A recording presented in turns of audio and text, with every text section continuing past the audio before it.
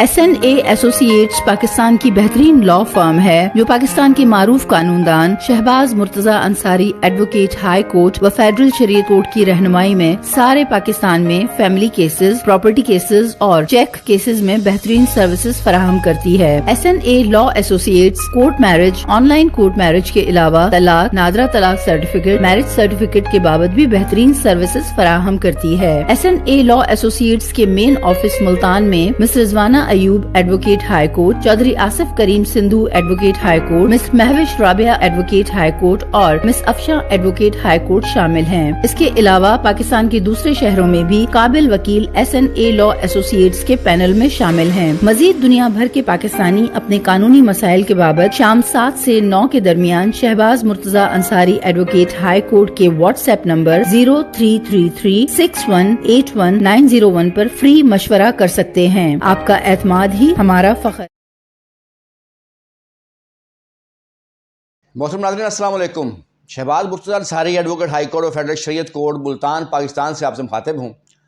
आज का जो मेरा वीडियो लेक्चर है वो इस पॉइंट पर है कि अगर बीवी जो है खातून सामान जहेज़ की जाली रसीदात लगाकर या सामान जहेज़ की जाली फ़रिश्त बनाकर दावा दिला पाने सामान जहेज़ दायर करे डोवरी आर्टिकल्स का, तो उसको कैसे झूठा साबित किया जा सकता है या उसको कैसे खारिज किया जा सकता है।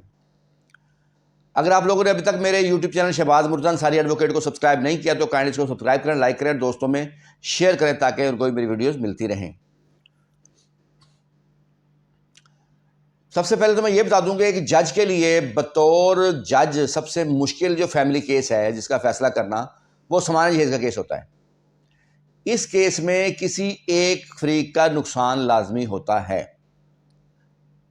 मुझे याद है एक हाई कोर्ट में मैं मौजूद था तो हाई कोर्ट के जज साहब थे, तो उन्होंने कहा कि जिस जज के लिए सबसे मुश्किल केस ही सामान जहेज़ का है। कितने बर्तन थे, कितनी चम्मच थे, कितनी प्लेटें थीं, क्या था, कुछ नहीं पता होता। हम सिर्फ कागज़ों के ऊपर ही फैसला कर रहे होते हैं। तो इनफैक्ट क्या सूरत हाल होती है वो कुछ नहीं पता होता, क्योंकि दोनों फरीकैन बाज़ झूठ बोल रहे होते हैं या कोई एक फरीक झूठ बोल रहा होता है। तो इसके लिए सच को जानना काफ़ी मुश्किल हो जाता है।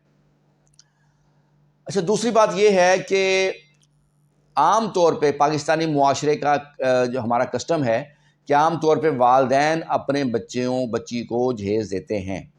वो कोई कम दे या ज़्यादा दे, हर बंदा अपनी इस्तात के मुताबिक देने की कोशिश करता है।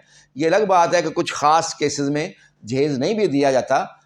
उनमें बाज़ दफ़ा होता है कि लड़की बहुत गरीब है और वो किसी शादीशुदा बंदे से शादी कर रही है, उसकी दूसरी शादी है, या फिर जो शौहर है लड़की का उसने बैरून मुल्क जाना है, इसलिए भी वो कहते हैं सामान जहेज़ की ज़रूरत नहीं है।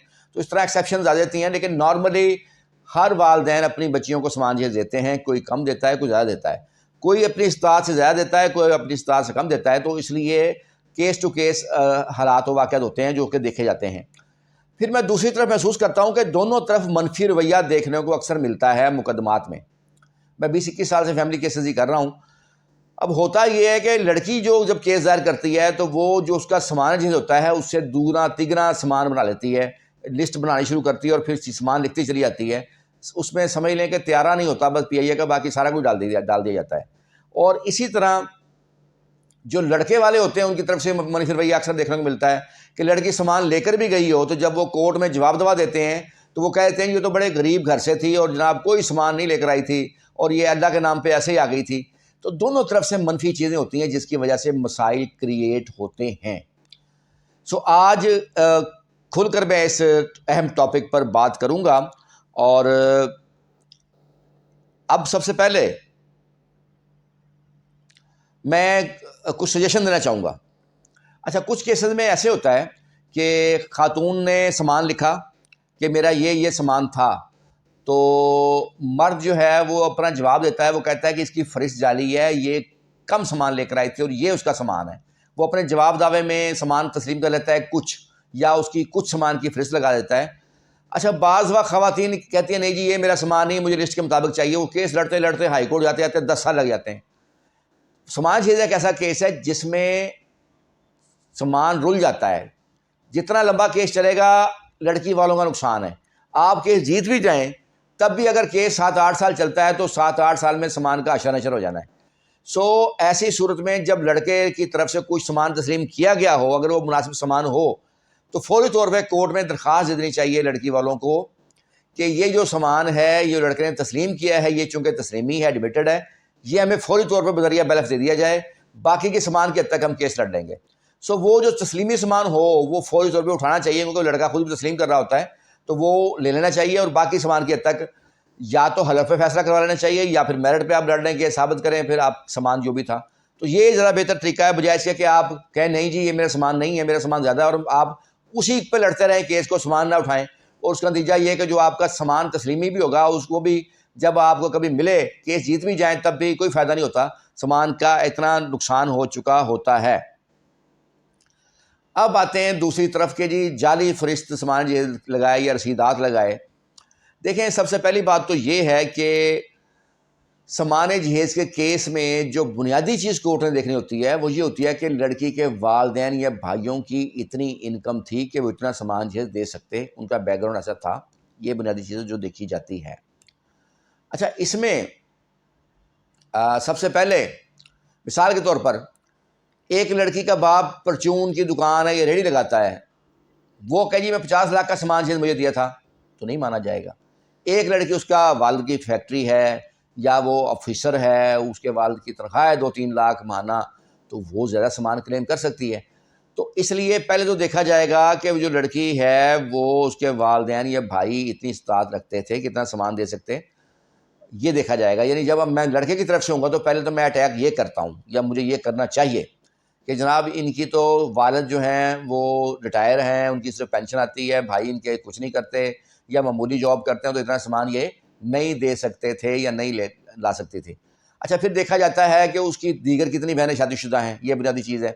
اب ایک لڑکی ہے، اس کی 3 بہنیں اور شادی شدہ ہیں، تو وہ کلیم کر رہی ہے 30 لاکھ کا، تو 30 لاکھ کا کلیم کا مطلب یہ ہے کہ باقی 3 بہنوں میں بھی 30 لاکھ کا اگر سامان کنسیڈر کر لیا جائے تو 1 کروڑ 20 کا بن جاتا ہے۔ یہ بھی جھوٹا ثابت کرنے کے لیے کافی ہے کہ جناب یہ ساری فیک سٹوری بتا رہے ہیں، ان کی اتنی استطاعت نہیں ہے کہ اتنا دے سکیں۔ اچھا، ایک تو یہ ہوتا ہے بنیادی چیز۔ دوسرا پھر وہ جو فہرست ہوتی ہے اس کے اندر جو دھڑا دھڑ چیزیں لکھی ہوتی ہیں، ان کو پتہ ہی نہیں ہوتا لڑکی کو کہ کس خانے میں نے کیا لکھا ہوا ہے، تو کراس میں اس پر بھی جو بات ہو سکتی ہوتی ہے کہ آپ نے کون کون سا سامان لکھا ہے، اس کی کیا مالیت ہے، پھر جو مالیت لکھی ہے وہ کیا دکانداروں سے کوئی اجازت لے کے لکھی ہے یا اس وقت کی لکھی ہے جب سامان تھا یا اب کی لکھی ہے، تو اس طرح مختلف چیزیں ہو سکتی ہیں۔ پھر سب سے اہم چیز قانون ہے، بیسک لا سیکشن 7 سیکشن 3 ہے west Pakistan family code section 64 کا، جو یہ کہتا ہے کہ مدعیہ جب بھی کوئی دعویٰ دائر کرے گی تو وہ جو بھی ڈاکومنٹ پہ انحصار کرے گی وہ اپنے دعوے کے ساتھ لگائے گی، اس دعوے کی اور ان ڈاکومنٹس کی کاپی جب مدعا حاضر آئے گا کورٹ میں اس کو دی جائے گی تاکہ وہ ان کو پرکھ سکے، دیکھ سکے اور پھر جواب دعوے میں ان پر اپنا اعتراض کر سکے۔ اکثر کیسز میں دعوے کے ساتھ کوئی رسیدات نہیں لگائی جاتی، لہٰذا اس قانون کے تحت اگر بعد میں کوئی رسیدات دی جاتی ہیں کورٹ میں تو اس قانون کے تحت مرد کی طرف سے بالکل اعتراض قانونی بنتا ہے کہ انہوں نے چونکہ دعوے کے ساتھ نہیں لگائیں اس لیے یہ فیک ہے، جعلی ہیں، اور ہم نے اس لیے ہمیں موقع نہیں ملا جواب دعوے پہ ان پہ اعتراض کرنے کا۔ اچھا، پھر دوسرا سٹیپ ہوتا ہے اگر دعوے کے ساتھ نہیں بھی لگائیں، ویسے تو میں نے مینڈیٹری پروویژن بتا دی ہے، پھر ہوتا ہے کہ بیان حلفی کے ساتھ لگانی چاہیے تاکہ جب کراس کرے مدعا کا وکیل تو پھر وہ اس کو علم میں یہ رسیدات ہوں، اس میں ڈیٹ کون سی ہے، دکاندار کون سا ہے، کہاں سے لی، یہ ساری جرا ہو سکے۔ لیکن اکثر بیان حلفی میں بھی نہیں لگاتے، وہ کیا کرتے ہیں جی جب جرا ہو جاتی ہے مکمل پھر رسیدات پیش کر دیتے ہیں۔ تو پھر سپریم کورٹ کی ججمنٹ ہے کہ پرائیویٹ ڈاکومنٹ، بلکہ اگر پبلک ڈاکومنٹ بھی اگر اس پہ اعتراض ہو گیا ہے تو وہ بھی وکیل کے بیان میں نہیں ایگزیبٹ ہو سکتا۔ اسی طرح جو رسیدات ہیں وہ پرائیویٹ ڈاکومنٹ کسی بھی صورت میں وکیل کے بیان میں ایگزیبٹ نہیں ہو سکتا۔ اگر اس پہ اعتراض ہے وہ گواہ جو ہے اپنے بیان میں دے گا تاکہ دوسری پارٹی کو جرا کا موقع مل سکے۔ سو ایسی رسیدات کو اس بنا پر بھی چیلنج کیا جا سکتا ہے کہ یہ دعوے کے ساتھ نہیں تھی یا فرد منصرہ میں نہیں تھی یا یہ بیان حلفی کے ساتھ نہیں دی گئی، تو یہ سارے جو گراؤنڈز ہیں اس میں لیے جا سکتے ہیں۔ پھر رسیدات پہ بھی نظر ڈالنی چاہیے، بعض رسیدات پہ ڈیٹ شادی کے بعد کی لکھی ہوتی ہیں، بعض کے اوپر سگنیچر نہیں دکاندار کے ہوتے، تو یہ سب چیزیں ہیں۔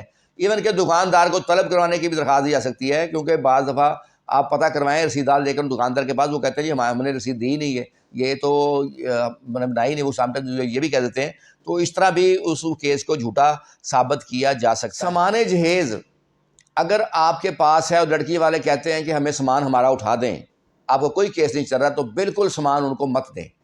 اس کی وجہ یہ ہے کہ آج کل یہ بڑا ہو رہا ہے کہ لڑکی والے سامان اٹھا لیتے ہیں, اسٹامپ وغیرہ لکھ دیتے ہیں, کل کو اس اسٹامپ سے مکر جاتے ہیں, پھر کیس کر دیتے ہیں. میرے اپنے کئی کیس چل رہے ہیں. ایون کہ سپریم کورٹ کی ایک ججمنٹ میں ایسا ہوا کہ لڑکی کا سامان جو تھا وہ لڑکی کے بھائیوں نے وصول کیا, سگنیچر بھی کیا سامان وصولی کے, کیونکہ نارملی جب یہ اختلافات پیدا ہو جائے تو لڑکی پھر سامنے نہیں آتی, اس کے بھائی وغیرہ ہی سامان اٹھاتے ہیں. تو انہوں نے سامان وصول کر لیا. بعد میں لڑکی نے سامان جس کا دعویٰ دائر کر دیا لڑکے کے خلاف. لڑکے والوں نے موقف لیا کہ جی اس کے بھائیوں نے خود سامان وصول کیا, آپس میں طے ہوا تھا, راضی نامہ ہوا تھا اس بابت, اور یہ اس کی رسیدات ہیں, یہ اس کے سگنیچر ہیں. سپریم کورٹ نے کہا کہ جی نہیں, بھائیوں کے پاس بہن کی طرف سے سامان وصول کرنے کا کوئی اختیار نہیں تھا. آپ نے بھائیوں کو سامان کیوں دیا؟ یا تو اس لڑکی کو دیتے تو اس کو تو آپ کا موقف ہی نہیں ہے, تو زیادہ لڑکی سامان جس کا کلیم کر سکتی ہے, بھائیوں سے آپ لیتے پھریں, لڑکی کو سامان دیں. سو یہ غلطی کبھی نہیں کرنی. اگر لڑکی والے سامان کہتے ہیں کہ ہمیں سامان دیں تو اس کا طریقہ بڑا سمپل ہے, کورٹ میں کیس کریں, وہاں ساتھ درخواست دے دیں کہ جی اس میں عدالت بیلف مقرر کرے, ہم سامان دینے کو تیار ہیں. بیلف کے ذریعے جو سامان جائے گا وہ اس کی پوری لسٹ بناتا ہے کہ میں نے یہ سامان حوالے کروایا, وہ پھر آگے کورٹ میں دیتا ہے. اس سے آپ فیوچر کے مسائل سے بچ سکتے ہیں. ایون ادروائز جب بھی سامان جہیز دیں لڑکی والوں کو, اس کی ویڈیو تصاویر لازمی بنائیں جو سامان جہیز جا رہا ہو, ٹھیک ہے, اور اسٹامپ وغیرہ پر دستخط کروائیں, گواہان کے, اس کے خاص طور پہ لڑکی کے دستخط لازمی ہوں, اس کے بھائیوں کے, والد کے, رشتہ داروں کے, جس کے بھی ہوں, وہ 2-4 گواہوں کے دستخط لازمی ہونا چاہیے. اس کے علاوہ جھوٹ کے پاؤں نہیں ہوتے. اگر فریض جھوٹی ہے, اگر سامان جہیز ایسے فردو انہوں نے لکھ دیا ہے, تو پھر جب جرا ہوگی تو اس میں جھوٹے ثابت ہو جائیں گے کہ سامان جہیز کتنی کس سواری پہ گیا تھا, کتنی ٹرالیاں تھیں یا کتنے ڈالے تھے, اور جناب سامان کب گیا, کتنے بجے گیا, نکاح سے پہلے گیا, بعد میں گیا, مہندی پہ گیا یا ولیمے کے بعد گیا, سامان کے ساتھ کون گیا تھا, سامان وہاں کتنے بجے پہنچا, اور سامان کی ڈیٹیل پوچھی جا سکتی ہے, یا کوئی بھی اور چیز جو کہ کیس ٹو کیس دیکھا جاتا ہے. ہر کیس کے اپنے حالات و واقعات ہوتے ہیں تو ان کو دیکھا جا سکتا ہے. سو یہ تھی میری آج کی ویڈیو کہ سامان جہیز کا اگر جھوٹا کیس, جعلی کیس ہے تو اس پر یہ کیس ہو سکتا ہے. ایون کہ اگر رسیدات جعلی ثابت ہو جائیں, ٹھیک ہے, تو پھر عدالت میں جعلی ڈاکومنٹ دینے کی فوجداری کارروائی بھی کی جا سکتی ہے. عدالت کو ضابطہ فوجداری 195 476 کے تحت وسیع اختیار حاصل ہے اس بابت کہ وہ جو ہے جعلی ڈاکومنٹ دینے والے کے خلاف کارروائی کر سکتی ہے. S and L associates Pakistan کے تمام تقریباً شہروں میں, بڑے شہروں میں سروس دیتی ہے. اس وقت میں ہمارے 49 شہروں میں سروس موجود ہے. ہم فیملی کیسز, پراپرٹی کیسز میں پراپر سروس دیتے ہیں. سو کسی بھی قانونی مسئلے کی صورت میں آپ میرے واٹس ایپ نمبر 0333618119 پر جا کر رات 7 سے 9 کے درمیان فری مشورہ کر سکتے ہیں. اس کے علاوہ مشورہ کریں گے تو اس کی فیس ہوگی. اور دوسری بات کہ یہ جو ہم کوشش کرتے ہیں کلائنٹس کو بہترین سروسز دیں. ہمارا پراپر ایگریمنٹ کلائنٹ کے ساتھ ہوتا ہے, اس کو اپڈیٹ رکھا جاتا ہے اس کی کیس کی پروسیڈنگ سے, اور تمام چیزیں جو ہے نا آن لائن ہماری موجود ہوتی ہیں. اپنے کلائنٹ کے ساتھ ان ٹچ ہوتے ہیں. تو اور ہمارے جو کلائنٹ ہوں گے پراپر, وہ کسی بھی وقت مشورہ کر سکتے ہیں. اگر ان کو ضرورت محسوس ہو تو ان کے لیے ضروری نہیں کہ شام 7 سے 9 کرنا ہے, وہ کسی دیگر وقت بھی فری مشورہ کر سکتے ہیں. لیکن اگر زیادہ ضروری ہو, ادروائز نارمل ٹائم وہی ہے 7 سے 9. Thank you.